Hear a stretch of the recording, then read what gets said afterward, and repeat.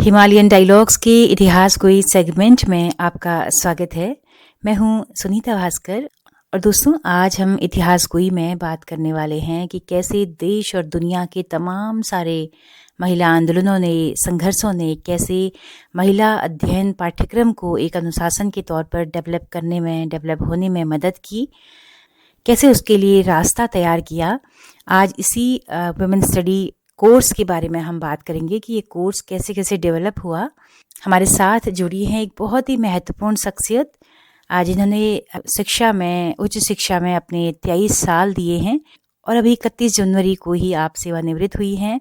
इंदिरा गांधी राष्ट्रीय मुक्त विश्वविद्यालय की वुमेन और जेंडर स्टडीज डिपार्टमेंट की हेड प्रोफेसर नीलिमा श्रीवास्तव हमारे साथ इस वक्त पे जुड़ी हैं फ़ोन इन लाइन पे। तो मैम आपका बहुत बहुत स्वागत है और हम चाहते हैं कि इस पूरी यात्रा को आप हम तमाम सारी महिलाओं के लिए बताएं, समझाएं। और अब आप सेवानिवृत्त भी हो चुकी हैं तो हम ये उम्मीद करते हैं कि आप इसको पूरा एपिसोड्स के ज़रिए बताने की कोशिश करेंगी, क्योंकि ये एक बहुत लंबी यात्रा है। तो आज उसका पहला भाग हम आपको सुना रहे हैं दोस्तों। उम्मीद करते हैं कि आप लोग इस जर्नी को, इस यात्रा को सुनेंगे, सराहेंगे और इसे अगली पीढ़ी तक ले जाने में मदद करेंगे। तो मैम कैसे हुई इस कोर्स की शुरुआत? कौन सा वो माहौल, कौन सी परिस्थितियां थी जिन्होंने इसके लिए रास्ते तैयार किए? पहले मैं ये बताना चाहूंगी अपने श्रोताओं को कि वुमेन स्टडीज है क्या, क्योंकि बहुत सारे लोग तो यही नहीं जानते होंगे कि वुमेन स्टडीज क्या है।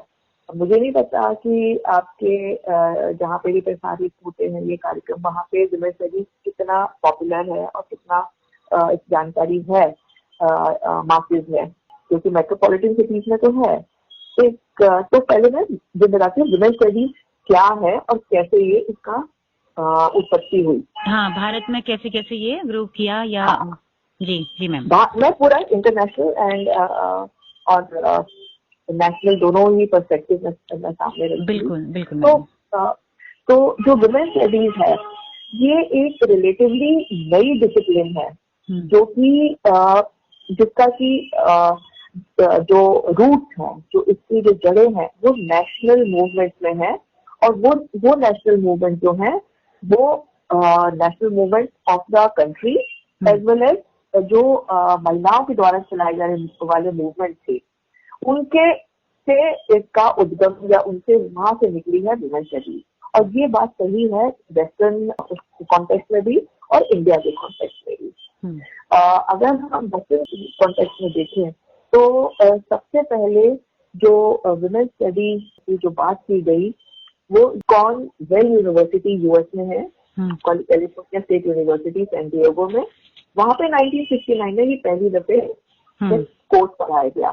उसके बाद एशिया में आया ये आवा यूनिवर्सिटी सियोल साउथ कोरिया में, और इंडिया में भी बहुत जल्दी से वुमेन स्टडीज की जो जड़ें हैं वो मजबूत हो गई। क्योंकि हमारे यहाँ जो था, जैसे मीरा देसाई है, लतिका सरकार थी और वीना मजुमदार थी, ये जो हिस्टोरियन थी, और अपर्णा बाकी, ये सब जो हिस्टोरियन थी, फैमिली हिस्टोरियन एंड लॉ के प्रोफेसर, तो इन लोगों ने बहुत जल्दी ही 1974 के आसपास ही वुमेन स्टडीज जो एक एज अ सब्जेक्ट की बात करनी शुरू कर दी हायर एजुकेशन में। क्योंकि इसके 3 जो उद्देश्य बताए गए कि वुमेन स्टडीज जो स्टार्ट की गई वो इससे स्टार्ट की गई जिससे कि वो टीचिंग, रिसर्च और एक्शन मीन आप यूनिवर्सिटी से, क्लासरूम से बाहर निकलकर फील्ड में जाके उसको एक्शन से देखें, हम फील्ड वर्क कहते हैं। और क्या देखें?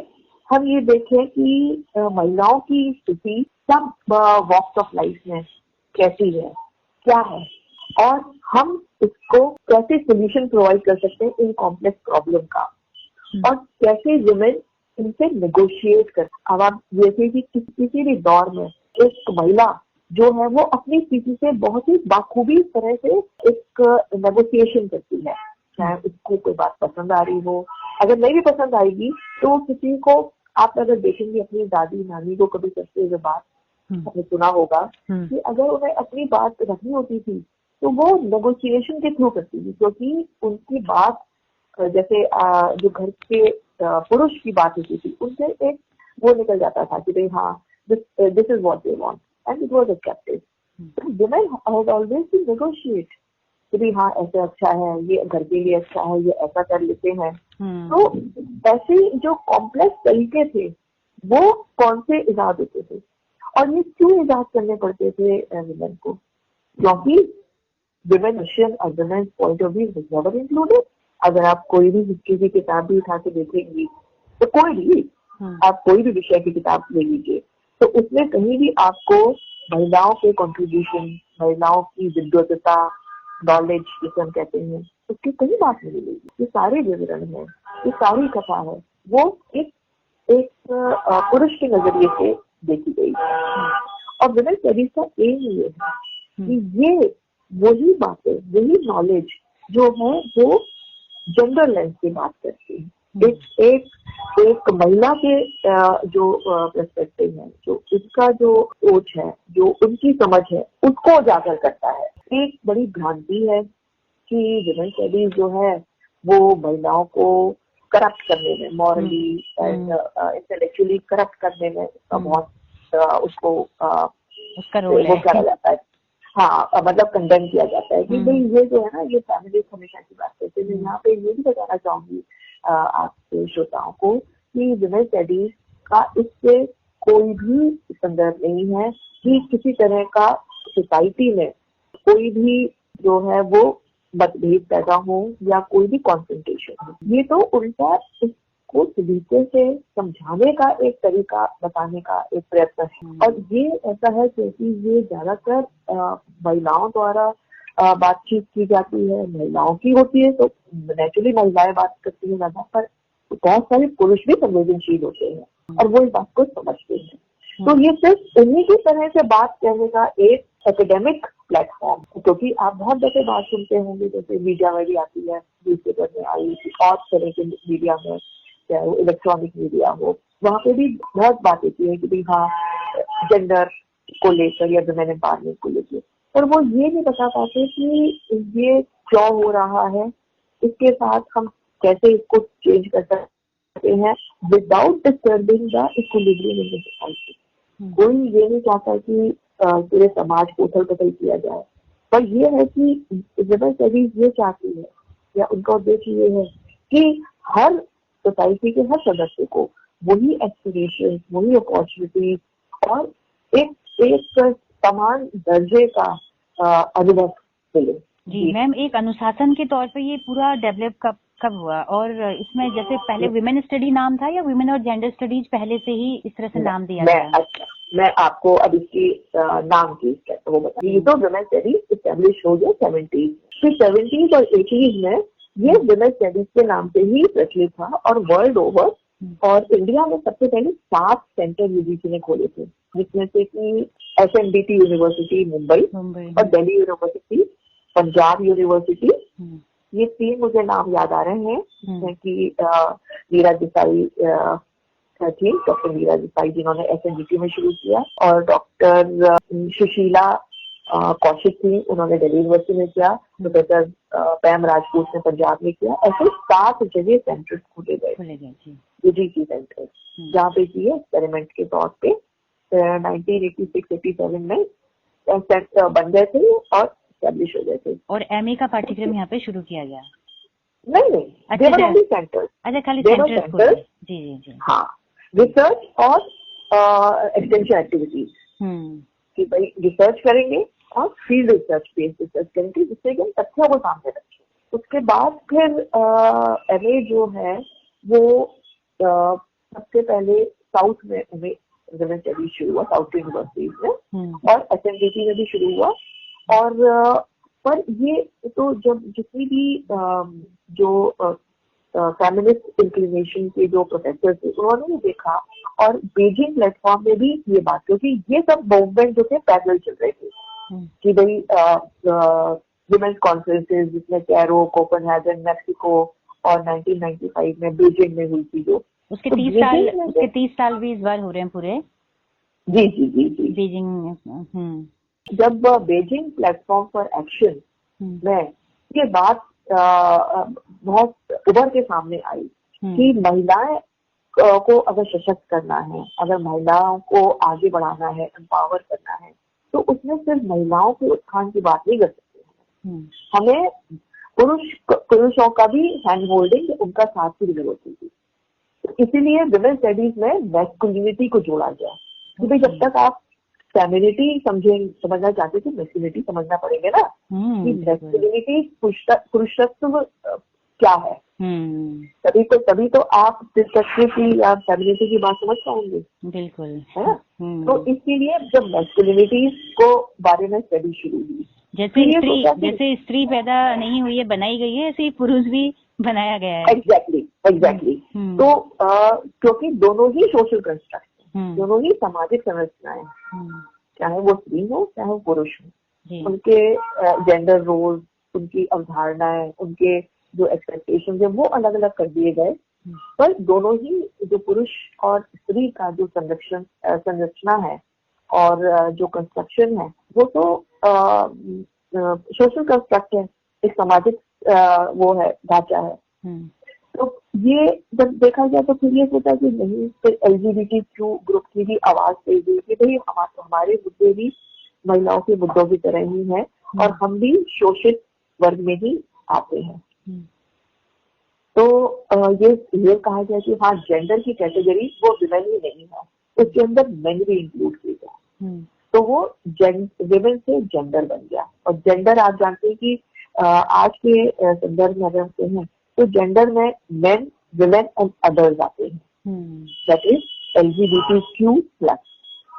बट जब हम लोग इग्नू में ये कोर्स बना रहे थे, कई यूनिवर्सिटीज में, जैसे अम्बेडकर यूनिवर्सिटी में जेंडर स्टडीज भी एक कोर्स है, जामिया में भी हमें जेंडर स्टडीज पढ़ाते हैं, और एक दो और यूनिवर्सिटी में मैंने सुना है कि जेंडर स्टडीज है, शायद श्रीनगर यूनिवर्सिटी में। मतलब वुमेन स्टडी नहीं है, ओनली जेंडर स्टडी है। पर उसमें हम लोग का कंसर्न ये था कि अगर हम जेंडर बात करते हैं तो विमेन का जो मुद्दा है, जो महिलाओं के जो मुद्दे हैं, वो थोड़े से उनकी गंभीरता कम हो जाएगी। तब फिर हम लोगों ने देखा कि इंटरनेशनली जो है वो विमेन एंड जेंडर स्टडीज भी एक, या जेंडर एंड विमेन स्टडीज भी एक डिसिप्लिन है, इस तरह के कोर्सेज है, तो वो हमको सूट किया। तो फिर हम लोगों ने विमेन एंड जेंडर स्टडीज करने शुरू किया, जिसमें कि हम महिलाओं को केंद्रित करते हुए जेंडर से रिलेटेड और मुद्दों पर भी स्टूडेंट को एकेडमिक या अकादमिक रूप में जानकारी देते हैं। तो ये इसकी ट्रेजेक्टरी थी कि फिर इससे बहुत सारे नई अलाइड डिसिप्लिन शुरू हुए, जैसे फेमिनिस्ट स्टडीज है, मेन स्टडीज है, सेक्सुअलिटी स्टडीज है एंड कल्चरल स्टडीज है। ये सब ऑफशूट थे जो फेमिनिस्ट और जो जिनका की रूट जो थी वो फेमिनिस्ट मूवमेंट में ही थी, जिसको भी आगे लोगों ने अपने अपने तरीके से आगे बढ़ाया। पर आज के जमाने में जो है वो जेंडर जो है वो इंक्लूसिव हो गया है, क्योंकि हम किसी भी सोसाइटी में सिर्फ जेंडर के परिवेश की बात नहीं कर सकते। जो हम बात करेंगे तो हमें कास्ट, क्लास, एथनिसिटी और रीजनलिज्म, इन सब पे भी ध्यान देना पड़ेगा। तो इसलिए आजकल इंटरसेक्शनलिटी अप्रोच आ गई है कि हम जब भी बात करेंगे किसी भी सोशल ग्रुप के बारे में या किसी भी, जैसे महिलाओं का भी जो सोशल ग्रुप है, जो महिलाओं का समुदाय है, वो भी मोनोलिथिक नहीं है, है ना। उसमें एक तरह की महिलाएं हैं, सारी महिलाओं के मुद्दे एक जैसे नहीं है, सबकी लड़ाइयाँ अलग अलग हैं, अलग है। वो तो कहीं ना कहीं ये जो दलित फेमिनिज्म या ये जो ब्लैक फेमिनिज्म था, वो वहीं से उभरा, वो वहीं से निकला, क्योंकि जो फेमिनिज्म था वो मिडिल क्लास वाइट वुमेन की प्रॉब्लम्स को उजागर कर रहा था। वो और ma'am second wave of feminism से ये शुरू हो गया था या थर्ड वेव? ये सेकेंड वेव में जो था, ये जब ये बात होने लगी कि भाई जो महिलाओं का जो ग्रुप है वो एक जैसा नहीं है, उसमें भी सब ग्रुप है। तो सबसे पहले ये जो ब्लैक विमेन थी, उन्होंने ये फील किया कि ये हमारी जो प्रॉब्लम्स हैं उनको ये इतना रिलेट नहीं कर सकते। तो इसलिए ब्लैक फेमिनिज्म के बाद फिर इंडिया में वैसे ही दलित फेमिनिज्म जो कि दलित महिलाओं की समस्या ज्यादा गंभीर थी। उनको कहते हैं कि they have triple burden of it. एक तो वो महिला, ऊपर से दलित, और वो खुदा ना खास्ता अगर उसकी क्लास भी लोअर क्लास है तो उसे इतनी तरह की परेशानियां झेलनी पड़ती हैं। इसीलिए सिर्फ इंटरसेक्सुअलिटी की बात हम करते हैं। और इन सब का जो रूट है वो फेमिनिज्म एंड फेमिनिस्ट मूवमेंट भी है, जहाँ पे कि ये बात आगे हुई कि भाई एक वर्ग सोसाइटी का वो पीछे रह गया है, रह गया है, और दूसरा वर्ग किसी सांस्कृतिक और पॉलिटिकल कारणों से उसकी प्राथमिकता ज्यादा बढ़ गई है। तो ये तो ट्रेजेक्टरी थी वुमेन स्टडीज से जेंडर एंड डेवलपमेंट स्टडीज। बिल्कुल मैम, जैसे 70s में स्टार्ट हो गया था काम होना इस पे, और अभी 2025 चल रहा है, तो लगभग इतने सालों के बाद भी ऐसा नहीं लगता कि बहुत कम जगहों पर ये कोर्स हैं? आपने ये बिल्कुल ठीक कहा कि इसको इम्पोर्टेंस इतनी नहीं दी जा रही है एज ए कोर्स।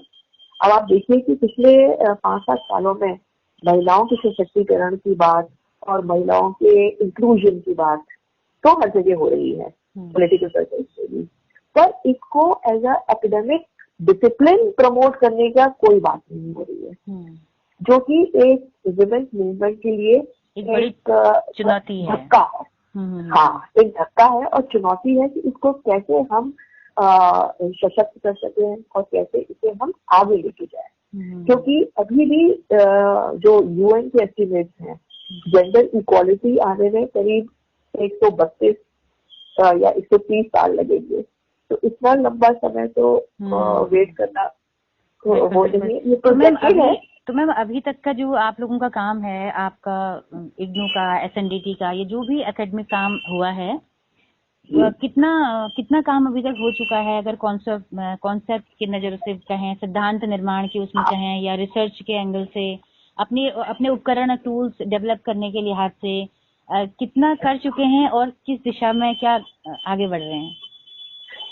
देखिए, अब वुमेन स्टडीज अपने में एक एस्टेब्लिश्ड डिसिप्लिन है, जिसके अपनी कॉन्सेप्ट्स हैं, थ्योरीज हैं और रिसर्च मेथोडोलॉजी है, जिसको हम अपने दोनों एमए प्रोग्राम्स में बहुत बाखूबी स्टूडेंट्स को बताते हैं। और specially MA in women and gender studies वो एमए है जिसमें कि हम थ्योरी और कॉन्सेप्ट को सबसे ज्यादा जोर देते हैं और उनको रिसर्च में कैसे हम यूज करेंगे, उनको कैसे परखेंगे, ये सिखाते हैं। और उसके बाद हमने 2 स्पेशलाइजेशन दे रखे हैं उसमें, एक सोशल साइंसेज पे बेस्ड है और दूसरा ह्यूमैनिटीज पे बेस्ड है।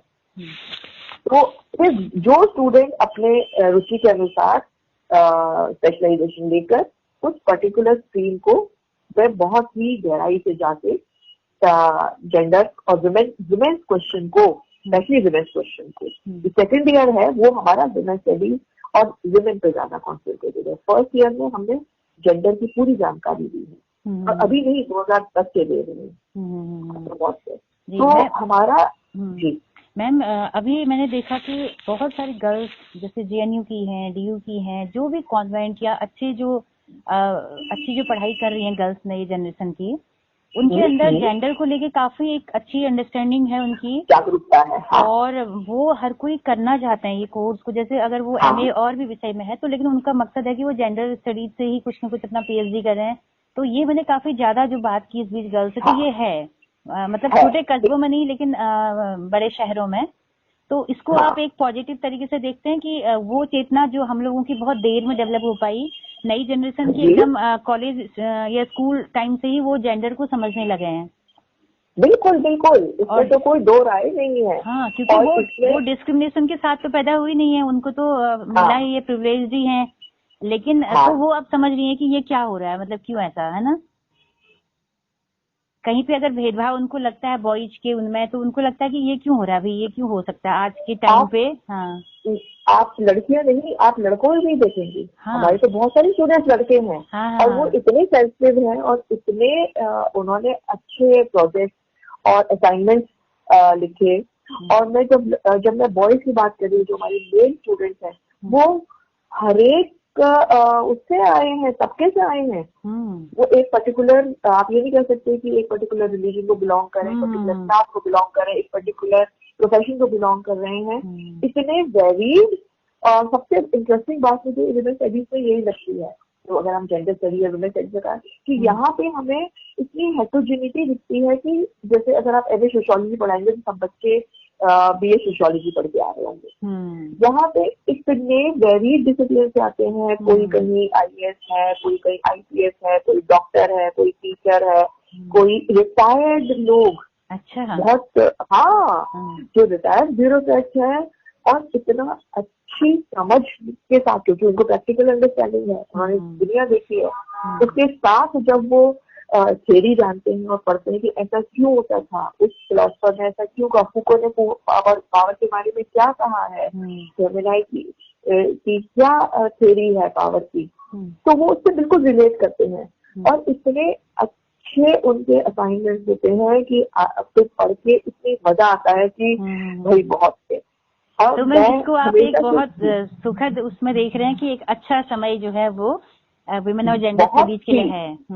बहुत it's a very very you know acceptance, जो एक्सेप्टेंस है वुमेन और जेंडर स्टडीज की, वो बहुत बढ़ गई है। ओनली थिंग इज की अभी लोगों को ये समझ नहीं है कि, और एक बड़ी इंटरेस्टिंग सी बात है कि हमारे सारे स्टूडेंट्स को इस डिग्री के वजह से तुरंत नौकरियां मिली है। अच्छा। हाँ। चाहे वो यूएन विमेन में हो, चाहे वो किसी स्कूल में हो, उन्होंने जहाँ पे भी प्रयत्न किया है उनको इसके बेसिस पे नौकरी मिली है।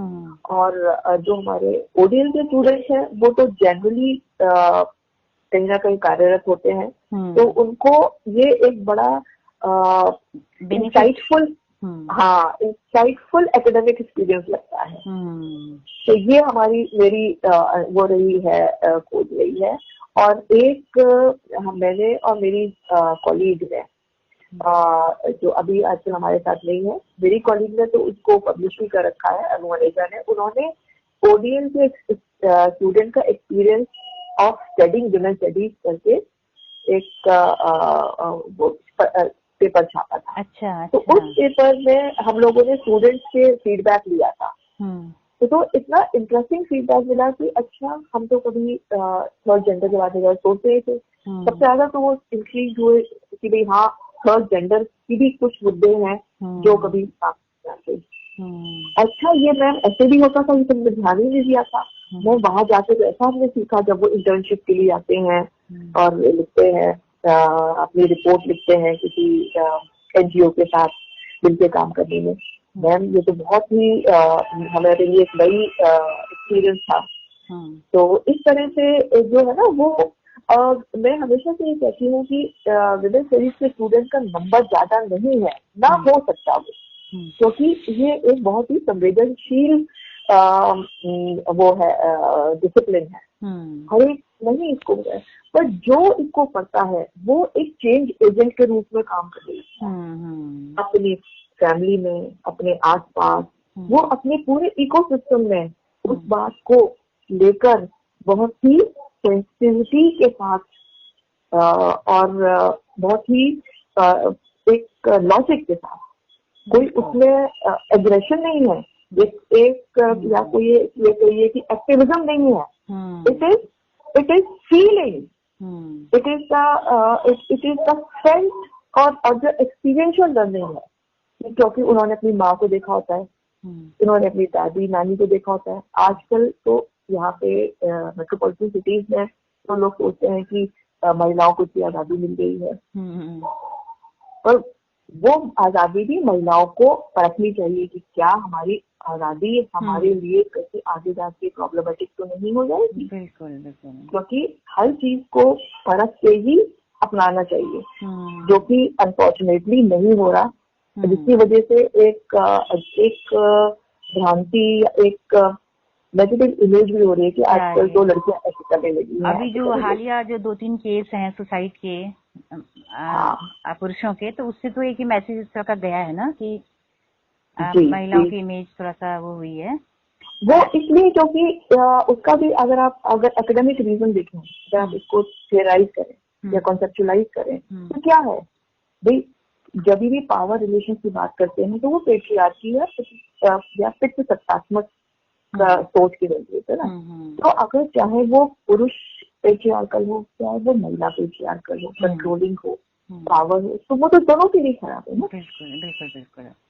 तो इसीलिए जी तो मैम जैसे आप लोगों के लिए अब इस वक्त पे कैसे आप देख रहे हैं पूरे देश भर में, अभी बहुत सारे यूजीसी ने मीडिया विमेन सेंटर्स खोले हैं, तो वहाँ पे एक्टिविटीज होती हैं, कुछ गोष्ठी सेमिनार करवाए जाते हैं, एक्चुअली थोड़ा सा बजट भी खपाना होता है। तो आपको मैंने जो ऑब्जर्व किया कि बहुत सतही तरीके से काम हो रहा है, बिल्कुल भी न उनको नारीवादी समझ है, न वो उस पूरी अधिनिकरण की प्रक्रिया को समझ पा रहे हैं, न वो पितृसत्ता को बहुत डेप्थ में जाके समझ रहे हैं। बस एक मोटा मोटी महिला सशक्तिकरण एक वर्ड के मतलब इर्द गिर्द सब घूम रहा है। तो आपको लगता है कि ये जो हासिल किया था इतने सालों से, वो कहीं मटिया में हिट न हो जाए, वो कहीं गलत उसमें न चले जाए? तो एक आप लोग जिम्मेदारी के तौर पे ले रहे हैं इसको कि भाई हमें ऐसे खुलवाने हैं सेंटर्स, हमें ट्रेनिंग्स देनी है ऐसे लोगों को। तो थोड़ा सा मैं मानक पे भी जाना चाहूंगी कि मानक क्या है मैम, की जैसे अभी हमारे उत्तराखंड ओपन यूनिवर्सिटी में भी 4 सर्टिफिकेट कोर्स लॉन्च हो रहे हैं इस बार से वुमेन स्टडी में।